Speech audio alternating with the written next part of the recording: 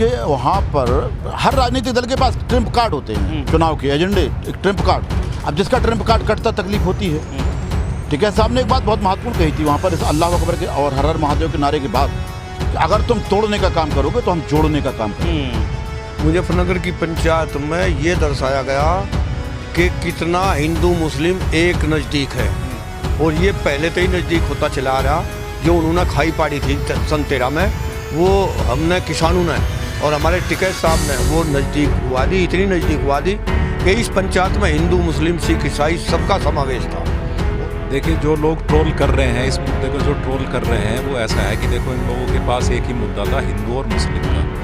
तो हमारे टिकैत साहब ने एक नारा दिया है वहाँ से, अल्लाह अकबर और हर हर महादेव का।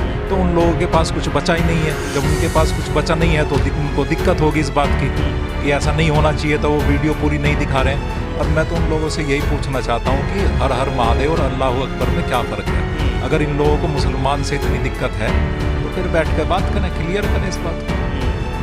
तो ऐसा नहीं है, टिकैत साहब तो हमेशा ये कहीं बाहर से आए हुए नहीं हैं। ये सब हिंदुओं में से ही मुसलमान जो है यहाँ ज़्यादातर 80% से भी ज़्यादा सिर्फ हिंदुओं में से बना हुआ है। टिकैत साहब तो यहाँ तक भी कहा करते थे कि हुक्का भी एक साथ पी में सब सारे धर्म के लोग। उनकी तो इस तरह की कोशिश रही है कि ये जो हैं, और हमारे बुजुर्गों ने कोशिश भी की थी, जैसे मूले जाट हैं वो जाटों में से बने थे, ठाकुर हैं ठाकुरों में से बने। ये सब बाहर से थोड़ी आए कहीं, ये सब हम में से कन्वेंट हुए हैं।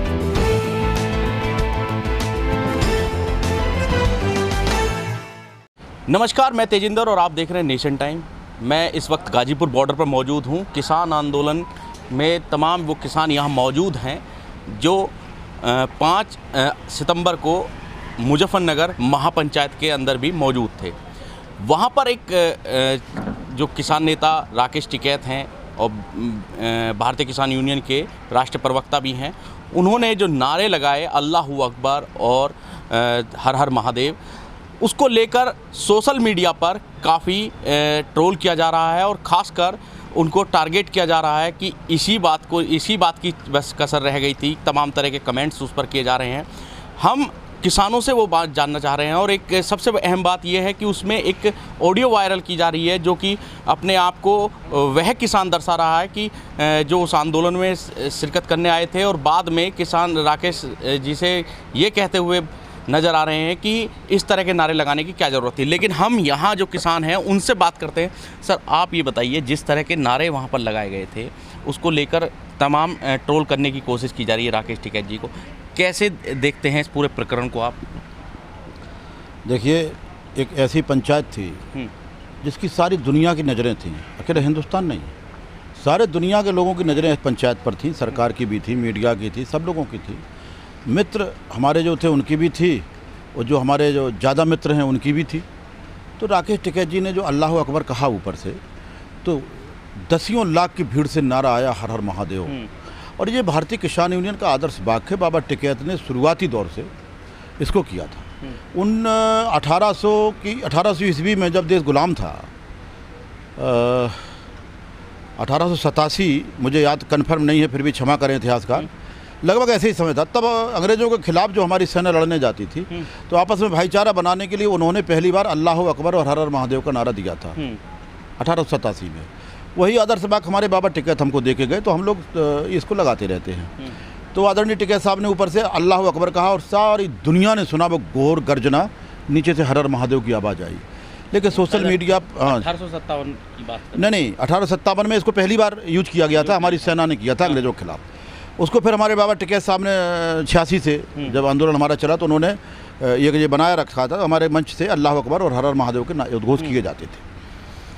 आदरणीय टिकैत साहब ने जब मंच से इस तरह का कहा तो सोशल मीडिया में जो एक्टिव लोग हैं और वो सौभाग्यशाली हैं, बेचारे बेरोजगार का दौर चल रहा है और वो बेचारे सोशल मीडिया में रोज़गार से लगे हैं, एक पार्टी विशेष से रोज़गार प्राप्त है उनको, तो उनके लिए काम करते हैं। तो उन्होंने एडिट कर दी आवाज़, वो हर हर महादेव सुनाई नहीं दी। ठीक बात है, अल्लाह अकबर तुमने सुनवाया दुनिया को, लेकिन बहुत सारे टीवी चैनल, अखबार और सारी दुनिया गवाह है कि हर हर महादेव का नारा नीचे से लगा।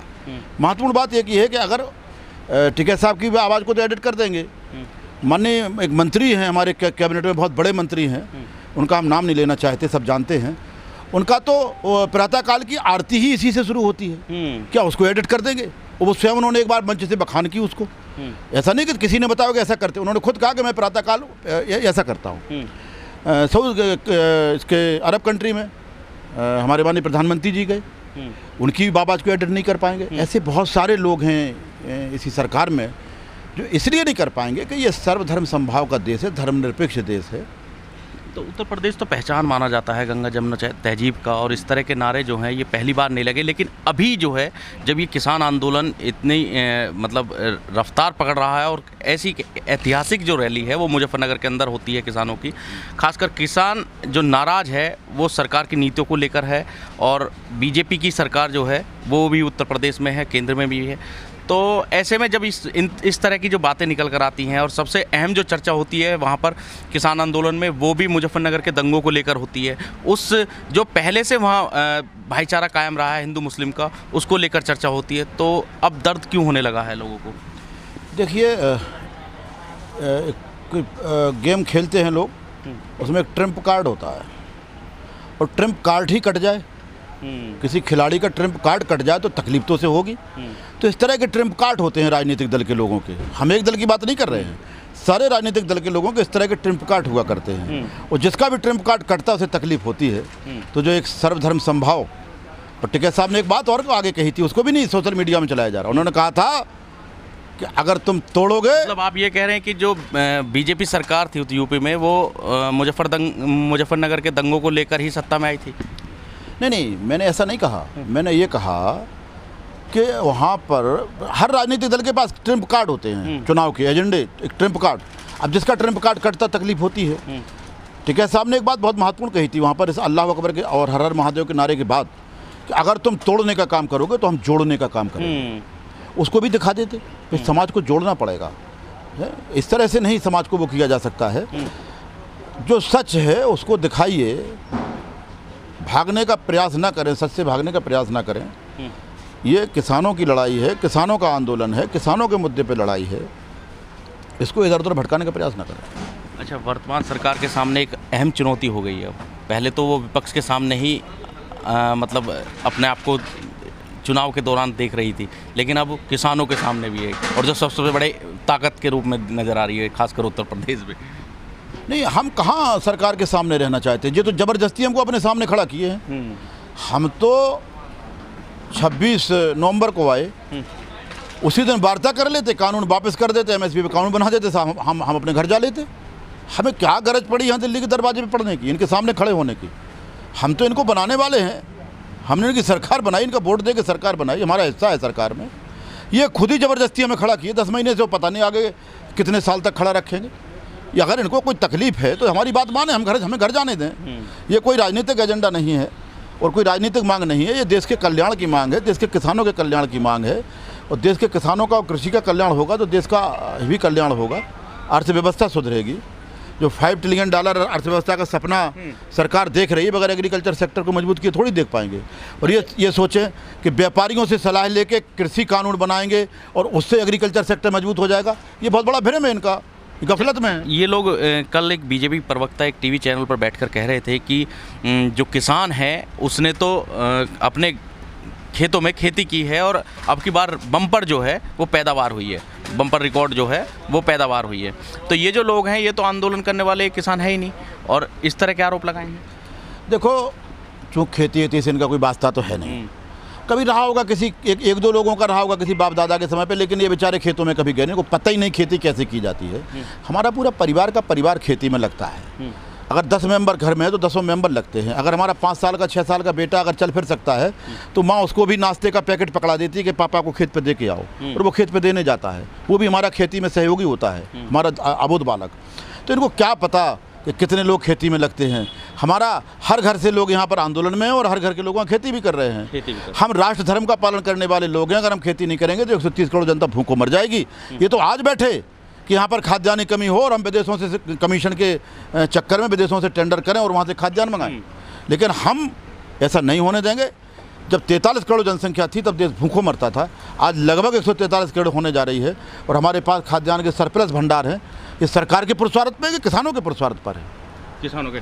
और भी लोग हैं, उनसे बात करेंगे। आप बताइए कि जिस तरह के नारे वहाँ लगे, उसको लेकर जो सोशल मीडिया पर एक ट्रोल किया जा रहा है राकेश टिकैत जी को, और ये कहा जा रहा है कि बस इसी चीज़ की कमी रह गई थी, और एडिट कर वीडियो को केवल उन्हीं नारों को दिखाया जा रहा है जो वहाँ पर लगाए गए थे अल्लाहू अकबर के।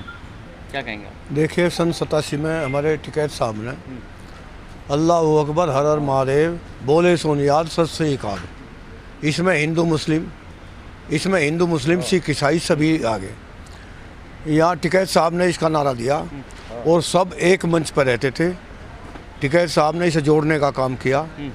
जो सन 47 में देश आज़ाद हुआ था और आपस में ना इत्तेफाकी हो गई थी, उसे आते आते यहाँ तक टिकैत साहब ने सन 87 में इसे जोड़ने का काम किया। और जब से हमारे मंच पे आज कोई नई बात नहीं है, कोई इसका ज़्यादा बवंडर कर रहे हैं। ये तो जब देश की आज़ादी के लिए सन 1857 में बिगुल बजा, जब हिंदू मुस्लिम सब इस लड़ाई को लड़ रहे थे, तब कहाँ सोशल मीडिया चली गई थी, वो दूसरे तरीके से क्यों दिखा रही थी? जब भी तो हिंदू मुस्लिम सब इसमें सब ने कुर्बानी दी देश की आज़ादी के लिए और देश आज़ाद करा। और आज भी हिंदू मुस्लिम सिख ईसाई सब धर्मों के लोग इसमें हैं और सब धर्मों के लोग देश को चलाने का काम करते हैं। सब धर्मों के लोग यहाँ खेती करते हैं। जहाँ अभी हमारे अध्यक्ष जी ने बताया कि भाई सन 45-46 करोड़ जनसंख्या थी, जब आज 145 करोड़ होने को जा रही। आज देश आत्मनिर्भर है खाद्यान्न पे, और उस दिन विदेश तक वो रसदावत थी, वो खाद्य सामग्री मंगाई जाती। अच्छा, एक बात मैं आपको, जो मुजफ्फरनगर दंगों के बीच हिंदू मुस्लिम के बीच जो खाई पैदा हुई थी, क्या महापंचायत के बाद वो खाई जो है वो भर गई है? जो भाईचारा पहले था वह कायम हो गया है? मुजफ्फरनगर की पंचायत में ये दर्शाया गया कि कितना हिंदू मुस्लिम एक नज़दीक है, और ये पहले से ही नज़दीक होता चला आ रहा। जो उन्होंने खाई पाड़ी थी सन 13 में, वो हमने किसानों ने और हमारे टिकैत साहब ने वो नज़दीक हुआ दी, इतनी नज़दीक हुआ दी कि इस पंचायत में हिंदू मुस्लिम सिख ईसाई सबका समावेश था। और आज जहाँ भी पंचायत होती है, जहाँ भी कोई समस्या किसान की हो, चाहे वो किसी भी धर्म की हो, सब एक धर्म एक जाति के होकर लड़ते हैं। हमारा संयुक्त मोर्चे ने ये सिद्ध कर दिया। 4-5 बॉर्डरों पर हम पड़े और 9-10 महीने हो लिए। यहाँ हमें ही नहीं पता कौन मुसलमान है, कौन सिख है, कौन जाट है, कौन कोई। हम तो सब बस ऐसे ही, हम सब किसान हैं। हमारा धर्म किसान है, हमारा कर्म किसान है, हम यहाँ किसान हैं सब। ये अच्छा, क्या आपको लगता है कि जिस तरह से ट्रोल किया जा रहा है राकेश टिकैत जी को, ये दर्द उस बात का नहीं है जो महापंचायत हुई है, बल्कि ये दर्द उसका है जो हिंदू मुस्लिम एकता की अब पहचान बन गई है, और जो वहाँ पर आह्वान हुआ है कि हिंदू मुस्लिम जो है एक हैं, और जो खाई पैदा की गई थी अब उसको सब ने अपने दिल से हमेशा के लिए मिटा दिया है? देखिए, जो लोग ट्रोल कर रहे हैं इस मुद्दे को, जो ट्रोल कर रहे हैं वो ऐसा है कि देखो, इन लोगों के पास एक ही मुद्दा था, हिंदू और मुस्लिम का। तो हमारे टिकैत साहब ने एक नारा दिया है वहाँ से, अल्लाहू अकबर और हर हर महादेव का। तो उन लोगों के पास कुछ बचा ही नहीं है। जब उनके पास कुछ बचा नहीं है तो उनको दिक्कत होगी इस बात की कि ऐसा नहीं होना चाहिए, तो वो वीडियो पूरी नहीं दिखा रहे हैं। और मैं तो उन लोगों से यही पूछना चाहता हूँ कि हर हर महादेव और अल्लाहू अकबर में क्या फ़र्क है? अगर इन लोगों को मुसलमान से इतनी दिक्कत है तो फिर बैठ कर बात करें, क्लियर करें इस बात को। तो ऐसा नहीं होना चाहिए कि मतलब एक चीज़ को अगर एक नारा दिया गया है, गंगा जमुना तहजीब के लिए एक नारा दिया गया, आपसी भाईचारे के लिए एक नारा दिया गया है, तो देश की सरकार है, उसे दिक्कत नहीं होनी चाहिए, उसे सहयोग करना चाहिए।